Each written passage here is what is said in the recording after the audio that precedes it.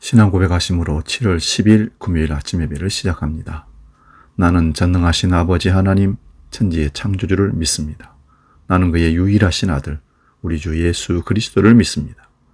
그는 성령으로 잉태되어 동정녀 마리아에게서 나시고 폰디오 빌라도에게 고난을 받아 십자가에 못 박혀 죽으시고 장사된 지 사흘 만에 죽은 자 가운데서 다시 살아나셨으며 하늘에 오르시어 전능하신 아버지 하나님 우편에 앉아 계시다가 거기로부터 살아있는 자와 죽은 자를 심판하러 오십니다.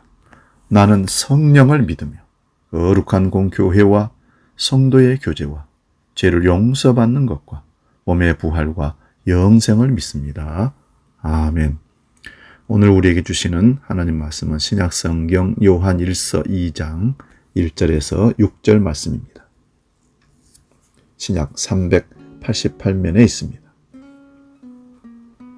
요한 1서 2장 1절에서 6절 말씀 봉독할 때 살아계신 하나님의 음성을 듣기 바랍니다.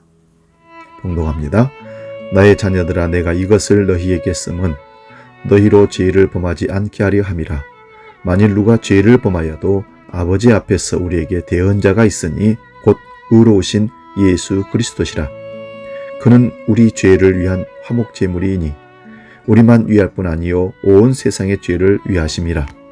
우리가 그의 계명을 지키면 이로써 우리가 그를 아는 줄 알 것이요 그를 아노라 하고 그의 계명을 지키지 아니하는 자는 거짓말하는 자요 진리가 그 속에 있지 아니하되 누구든지 그의 말씀을 지키는 자는 하나님의 사랑이 참으로 그 속에서 온전하게 되었나니 이로써 우리가 그의 안에 있는 줄을 아노라.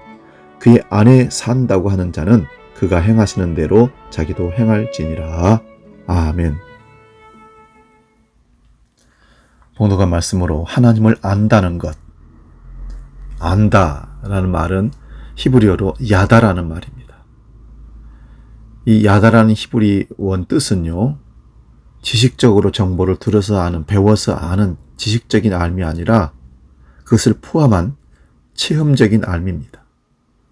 삶으로 그를 부대끼면서 느끼면서 그의 생각을 나누면서 함께 그의 사랑과 그의 모든 것들을 손길을 느끼면서 그를 알아내는 것, 이걸 체험적인 알미라 그렇게 얘기합니다. 이게 야다입니다. 우리가 누군가를 알고 무언가를 안다는 것은요, 거의 주관적인 알미입니다. 그것이 객관화되어 검증되지 않을 때 독선이 나오고 고집이거나 아집으로 자신과 다른 사람들을 괴롭게 만들고 분란을 일으키게 됩니다. 신앙적인 알미에도 이것이 적용이 됩니다. 그래서 교회 안에, 교단 안에 이단이 나오고 분파가 생기고 나눠지는 아이러니한 일들이 생겨납니다. 그래서 진정한 알은 체득된 암, 다시 말하면 체험적인 알미 필요합니다. 이런 알미 사귐 혹은 친교를 통해서 교회 안에서 이루어진다는 사실을, 또 믿음의 사람들이 공동체 안에서 이룬다는 사실을 우리가 아셔야 됩니다. 요한 1서 1장에서 요한은 성도들의 삶을 하나님과 사귐으로 요약하고 있습니다. 하나님을 아는 것도 사귐, 친교를 통해서 알아내는, 체득된다는 알미입니다. 사귀기 위해서는 자꾸 만나야 하고 상대방의 말을 들어봐야 됩니다. 하나님과 사귀는 사람, 어둠 속에 살지 말아야 합니다. 하나님은 빛이기 때문에 그렇습니다. 어둠에서 빛으로 나와서 어둠의 일을 하면서 하나님과 사귈 수는 없는 거지요. 사랑하는 사람을 사귀는데 다른 사람을 사귀면서 양다리 걸치는 이런 일들을 할 수가 없는 거죠. 주인도 하나만 되는 겁니다. 돈을 사랑하든 세상을 사랑하든 하나님을 사랑하든 두 주인을 섬길 수 없다고 주님도 말씀하셨습니다. 어둠의 일을 하면서 하나님과 사귀고 있다는 말은 거짓이고 협잡입니다. 빛을 향해 걷다가도 자꾸 어둠이 우리를 이끌어갈 때 어쩔 수 없는 인간의 버릇들이 나옵니다. 과감히 거기서 돌아설 수 있는 용기, 결단이 필요합니다. 문제는 우리가 그 삶을 계속하다 보면 익숙해진다는 것입니다. 잘못을 자꾸 반복하다 보면 처음에 그렇게 예리하게 느꼈던 마음도 가책도 무뎌집니다. 잘못을 잘못으로 인식하지 못합니다. 다 그렇게 사는 것 아니야? 하면서 자기 합리화를 시도합니다. 이게 바로 타락의 전조입니다. 요한 사도는 그것을 잘 알기에 요한 1서 1장 9절에 하나님 앞에 자기 죄를 자꾸 자백하라 합니다. 죄라는 단어가 점점 불편하게 여겨지고 왠지 고리타분한 교리 언어처럼 생각되는 순간 우리 영혼은 타락으로 떨어지기 시작합니다. 성경에서 죄는 관역에서 벗어난 삶을 가리킨다. 우리 많이 들었습니다. 하나님은 궁수이고 우리는 화살입니다. 관역을 향해 날아가는 화살이 혼자 생각합니다. 내가 꼭 이리로 날아갈 이유가 없잖아. 내게는 자유가 의지가 있는데, 그리고는 다른 곳으로 가버립니다. 이게 바로 죄입니다. 우리가 적중해야 하는 관역의 이름은 하나님 사랑, 이웃 사랑이 있습니다. 하나님을 사랑한다는 말은 늘 하나님과의 접속을 유지한 채 살아간다는 뜻입니다. 사랑하는 사람은 자꾸만 나고 싶어 합니다. 사랑은 끌어당기는 힘이 있고 죄는 밀어내는 힘이 있습니다. 다시 말씀드립니다. 사랑은 끌어당기는 힘이 있고 죄는 밀어내는 힘이 있습니다. 우리가 이웃들을 사귀며 성도들 사귀며 친구들 사귈 때 어느 날 갑자기 나를 그렇게 좋아하고 그렇게 나를 협력하며 따라오던 그 사람이, 함께하던 그 사람이 나를 밀어내면서 혼자 따로 놉니다. 뭔가 일이 생긴 겁니다. 분명히 죄 짓고 있는 무가가 있습니다. 선악과를 따먹은 아담과 하와는 하나님의 낯을 피하여 나무 뒤에 숨었다 했습니다. 관역에서 벗어난 것입니다. 이웃을 사랑한다는 말 또한 마찬가지입니다. 사람은 어쩌면 누군가의 이웃이 되어줄 때 참으로 비로소 참 사람이 되어가는 존재가 됩니다. 우리가 죄를 짓지 않으려고 늘 깨어 노력하지만 인간은 죄를 온전히 피하기는 어렵습니다. 그렇다고 해서 낙심할 것은 없습니다. 오늘 1절 뒷부분에 보면 누가 죄를 범하여도 아버지 앞에서 우리에게 대언자가 있으니 곧 의로우신 예수 그리스도시라. 죄를 짓더라도 아버지 앞에서 변호해 주시는 분이 계시다는 것, 의로우신 예수 그리스도가 계시다는 것을 잊지 말라는 것입니다. 죄를 지을까 무서워 아무것도 하지 않는다면 그건 바보짓입니다. 산다는 것은 어쩌면 죄를 반복하는 것인지도 모릅니다. 왜? 우리는 연약한 존재이기 때문에 그렇습니다. 하나님의 처벌이 두려워 아무 일도 하지 않는다면 그것은 태만죄에 해당한다는 것입니다. 예수님의 달란트 비유에서도 그렇죠. 2달란트나 5달란트 받았으나 5달란트 더 남겼고 2달란트 더 남겨서 착하고 충성된 종이라 했습니다. 그런데 1달란트 받은 자가 주인이 그걸 잃어버리면 책망할까 두려워서 땅에 묻어놨다 그대로 갖고 왔습니다. 주님 뭐라고 그러십니까? 악하고 게으른 종아, 너 집 밖에 나가서 슬피 울며 이를 갈미 있으리라. 악하고 게으른 종이 되는 것입니다. 여러분, 일을 하다가 그 돈을 1달란트 받은 자가 잃어버렸다. 주님은 그를 책망하지 않았을 것입니다. 너 실수할 수 있었구나. 열심히 하려고 했는데 잃어버렸구나. 성 어거스틴은 인생을 향해서 늘 이렇게 빗대어 말합니다. 풍랑을 만날까 무서워 배가 출항하지 않는다면 안전하기는 하겠지만 아무데도 갈 수가 없다. 인생은 실수의 연속입니다. 문제는 지향을 잃지 않는 것입니다. 나아감, 북쪽을 가리키는 나침반처럼 우리의 중심이 하나님을 향한다면 우리는 탈선하다가도 돌아설 수 있습니다. 가끔 길을 잃는다 해도 주님께서 아버지 앞으로 성령을 통해 우리를 이끌어 주실 겁니다. 요한은 주님이 우리 죄뿐만 아니라 온 세상을 위한 화목제물이라고 말합니다. 주님은 온 세상의 아픔과 슬픔 그리고 죄를 당신과 무관한 것으로 여기지 않으셨습니다. 우리는 한사코 그런 것들로 멀어지려고 하지만 주님은 그것을 당신의 온 몸과 마음으로 받아들이려고 그리고 정화시키려고 애쓰십니다. 주님과 무관한 아픔은 없습니다. 우리가 아픈데 왜 주님이 아프니까? 아니요. 주님은 우리와 한 몸이십니다. 그렇게 우리는 예수님을 하나님 나라 아들로, 하나님의 아들로 고백하는 것입니다. 우리는 가르고 나누고 배제하는 일에 아주 익숙합니다. 그러나 주님은 하나로 만들고 품고 서로 사랑하는 공동체를 만들어가고 싶어하는 하나님의 뜻을 갖고 우리를 늘 이끌어 가십니다. 우리가 아무리 낮은 곳으로 전락한다 해도 타락의 길로 간다 할지라도 주님의 사랑 밖으로 추락할 수는 없습니다. 주님 우리를 붙잡고 계시다는 말입니다. 여러 해전의 세상을 떠난 영성상담가 헨리 나우에는 인생의 말년에 공중근에 타는 고개사 가족과 사귀면서 공중근에 타기를 시도했다고 합니다. 여러 차례 훈련을 받으면서 그는 공중근에 타기에서 가장 중요한 것은 자기 손을 잡아줄 사람에 대한 신뢰, 이것을 배웠다고 합니다. 잡는 사람을 캐쳐라고 하지요.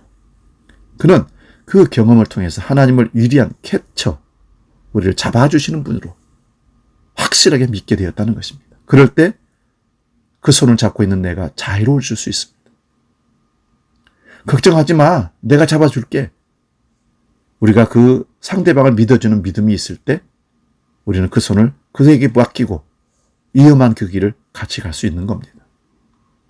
그분이 하나님이시라면 우리는 100% 안전수피 아니겠습니까? 요한은 하나님을 안다는 것은 곧 하나님의 계명을 지키는 거라고 말합니다. 진정한 알면 머리에서 일어나는 지각작용이 아닙니다. 그것은 우리 존재 전체의 지각이어야 합니다. 시편 기자는 내가 길을 가거나 누웠거나 주님께서는 다 살피시고 계시니 내 모든 행실을 다 알고 계신다. 시편 139편 3절에 노래합니다. 성경에서 안다는 단어, 대개 사랑하다는 단어로 바꿔놓는 것도 무방합니다.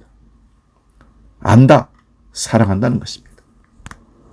하나님은 우리 마음을 다 아십니다. 아시기에 비틀거리는 우리를 격려하고 힘을 북돋워주고 때로는 꾸짖기도 하십니다. 왜요? 사랑하시기 때문에. 우리는 어떻습니까? 영성이 깊어진다는 것은 하나님의 마음을 깊이 알아차리는 것과 분리될 수가 없습니다. 하나님이 아파하실 때 우리도 아파하고 하나님이 기뻐하시는 것을 진심으로 우리도 기뻐할 때 우리는 비로소 하나님을 안다고 할 수 있습니다. 하나님과 함께 동질감, 동감의 마음을 갖는 것이죠. 이걸 성령의 감동이라고 얘기합니다. 하나님을 아는 이들은 하나님이 기뻐하는 일을 하고 싶어 합니다. 요한은 그것을 계명을 지키시냐고 오늘 요약했습니다. 요한 공동체에 하나님의 계명은 명확합니다. 하나님을 사랑하는 것과 이웃을 사랑하는 것을 동일시해라. 지극히 작은 자 하나를 사랑하는 것이 곧 나를 사랑하는 것이다. 시인 김남조 씨의 그대 있음에라는 시가 있습니다. 그대의 근심 있는 곳에 나를 불러 손잡게 하라. 큰 기쁨과 조용한 갈망이 그대 있음에 내 마음에 자라거늘. 오 그리움이여. 그대 있음에 내가 있네. 나를 불러 손잡게 해. 그대의 사랑문을 열 때 내가 있어. 그 빛에 살게 해. 사는 것에 외롭고 고단함. 그대 있음에 삶의 뜻을 배우니 오 그리움이여. 그대 있음에 내가 있네. 나를 불러 그 빛에 살게 해. 내가 있어 네가 있는 것이 아닙니다. 반대입니다. 시인은 그대가 있어 내가 있다고 얘기합니다. 여기서 우리는 그대를 하나님으로 말합니다. 우리는 그대가 있으므로, 당신이 있으므로 내가 존재한다는 사실, 그걸 결코 삶에서 잊으면 안 됩니다. 이것이 사랑의 신비입니다. 우리는 사랑에 무력한 자가 되지 않으려고 노력할 때 우리는 하나님 사랑 안에 머물게 되고 하나님을 아는 그 사람은 존재하게 되는 것입니다. 하나님을 안다는 것은 하나님 안에 살아가는 것입니다. 요한은 하나님 안에 있는 것이 무엇인지 추상적으로 말하지 않고 아주 구체적으로 말합니다. 그리스도께서 사신 것 같이 사는 그것입니다. 문제는 삶입니다. 예수님이 걸으셨던 좁은 길을 가는 것입니다. 십자가의 길은 세상적인 지혜를 구하는 그런 어리석은 길이 아닙니다. 사람들은 예수를 주님이라 고백하면서도 그분이 걸으셨던 길을 걸으려고 하지 않습니다. 단한 그를 숭배할 뿐입니다. 숭배하는 것이 따르는 것보다 쉽습니다. 예배에 빠지지 않고 아침마다 큐티를 하고 말끝마다 주님 영광 말하면서 은혜 얘기하면서 열정을 갖고 얘기하는 건 맞습니다. 그런데 삶이 없습니다. 어디서 그 삶을 실천할 수 있습니까? 우리 세상 가운데 이웃들 가운데서 맞습니다. 그래서 하나님 사랑과 이웃 사랑이 하나님이십니다. 예수님도 율법학자들과 바리새인들의 신앙적 위선들을 통렬하게 꾸짖으셨습니다. 마태복음 23장 23절입니다. 너희는 박하와 회양과 근처의 11조는 드리면서 정의와 자비와 신의와 같은 율법의 더 중요한 요소들을 버렸다. 그것들도 소홀히 하지 않아야 했지만 이것들도 마땅히 행해야 했다. 본과 말을 뒤집은 신앙생활은 위선입니다. 본말 전도라는 말 아시죠? 다시 한번 말씀드립니다. 하나님 안에 머무는 것은 그리스도께서 사신 것처럼 사는 것입니다. 주님은 고통받는 이들에게 다가가셨고 그들의 아픔과 슬픔을 당신의 몸으로 짊어지셨고 그들 속에서 생명의 숨결을 불어 넣어주셨습니다. 내 믿음이 너를 구원했다. 병자들을 치유하면서도 하신 말씀이 참으로 신비합니다. 내가 고쳐줬다 하지 아니하십니다. 너의 절실함이, 너의 큰 신뢰가, 너의 사랑이 하나님 마음을 움직였다는 것입니다. 내 믿음이 너를 구했다.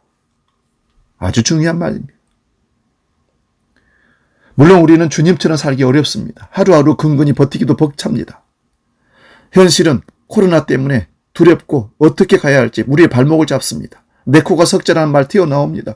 그렇다고 하여서 예수라는 표들을 향한 열정이, 그 지향점이 무너지거나 바꿔지면 안 됩니다. 돛을 올리고 성령의 바람이 언제 불어올까를 기다리면서 목적지를 향해서 항상 준비되어 있어야 됩니다. 하나님의 마음이라는 중심에 당도하기 위해서는 우리가 노를 젓는 수고가 필요합니다. 하루에 한 번이라도 그리스도께 행하신 그 일들을 해보려고 하는 노력, 그 따뜻함이 우리 가족과 이웃들과 성도들에게 이어져야 됩니다. 사랑의 능력이 회복될 때 우리 삶은 가벼워지고 세상의 염려와 근심에 붙들렸던 마음의 자유가 찾아올 것입니다. 주님의 은총이 우리를 인도하기를 간절히 축원드립니다. 기도하겠습니다. 하나님 아버지, 우리가 하나님을 안다함이 성경 읽고 주일 성수 예배하고 여기에 머물면 안 됩니다. 하나님을 안다함은 하나님의 계심을 믿고 그분의 사랑을 의지하고 확신할 때 우리는 하나님을 안다 할 수 있습니다. 그럴 때 하나님 우리에게 말씀하십니다. 네가 내 안에 있다면, 네가 나에게 다가왔다면 이제 내가 나를 알지 못하는 세상 사람들에게 보내노라. 그들에게 가서 예수님처럼, 내 아들 예수님처럼 사랑으로 그들을 내게로 끌어오너라. 내가 그들도 사랑하고 싶다. 우리가 온전히 하나님의 사랑에 풍덩 빠져서 하나님과 사귐이 있는 사랑을 하게 하시고 날마다 그 사랑에 끌어당기면서 죄를 멀리하고 성화되어 천국의 삶을 날마다 살아내는 우리 모두가 되게 하여 주시옵소서. 이제는 우리 주 예수 그리스도의 은혜와 아버지의 놀라우신 사랑과 성령 하나님의 지키시고 보호하시고 인도하신 그 신 역사가 하나님을 진정으로 알므로, 체득된 알므로 하나님의 사랑을 알고 그 사랑을 실천하기로 약속하는 모든 우리 주안교회 권속들 머리 위에 이제로 영원히 함께 계시기를 간절히 축원하옵나이다. 아멘.